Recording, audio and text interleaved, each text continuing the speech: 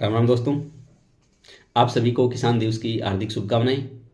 माँ प्रकृति से इसी उम्मीद के साथ हम प्रार्थना करते हैं कि किसानों का उत्पादन अधिक बढ़े और उनके उत्पादन का मूल्य भी उनको अधिक मिले।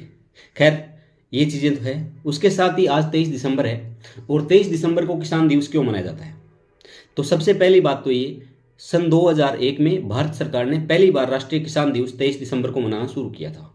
इसका उद्देश्य ये था किसानों के योगदान को सम्मान मिले, क्योंकि भारत के पहले किसानों के प्रधानमंत्री चौधरी चरण सिंह जी ये कहा करते थे कि किसान लाभार्थी नहीं है, किसान अन्नदाता है। और सच मायने में किसान लाभार्थी नहीं है, किसान अन्नदाता है। ये सरकारों को समझने की आवश्यकता है। कृषि समस्याओं की जागरूकता बढ़ाने और इसके अलावा किसानों के हित की नीतियों को क्रियान्वित करने के उद्देश्य से 2001 में पहली बार किसान दिवस मनाने की शुरुआत की गई। भारत के पहले किसानों के प्रधानमंत्री चौधरी चरण सिंह जी का जन्म भी एक किसान परिवार में हुआ था। उत्तर प्रदेश के नूरपुर जिले में 23 दिसंबर 1902 का उनका जन्म हुआ था। वो उत्तर प्रदेश के मुख्यमंत्री भी रहे थे। उन्होंने उत्तर प्रदेश के मुख्यमंत्री रहते हुए जो जमींदारी व्यवस्था है उस पर प्रहार किया और एक उन्होंने नारा दिया कि जमीन किसकी? जोतने वाले की। जो जमीन को जोत रहा है उसकी जमीन होगी। इससे छोटे और लघु और सीमांत किसान है वो सशक्त हुए थे। जमींदारी व्यवस्था का पतन हुआ था। वो जमींदारी व्यवस्था के खिलाफ थे।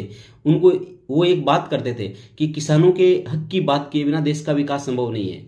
कृषि को इग्नोर करने से भारत कमजोर बन जाएगा। भारत गांव में बसता है।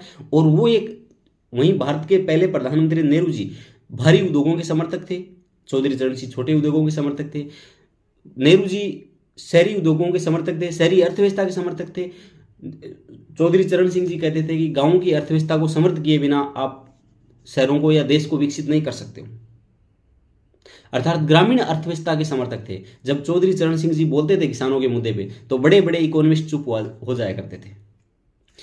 चौधरी चरण सिंह ही वो व्यक्ति थे जिन्होंने किसानों के मुद्दे को राष्ट्रीय राजनीति में बहस का एक मुख्य अंग बना दिया था। इससे पहले किसानों का मुद्दा कभी भी राष्ट्रीय राजनीति में रहा नहीं था। एमएसपी की बात करें तो एमएसपी पे उस इंसान ने किसानों के लिए बहुत लड़ाई लड़ी है। उसके अलावा बात करें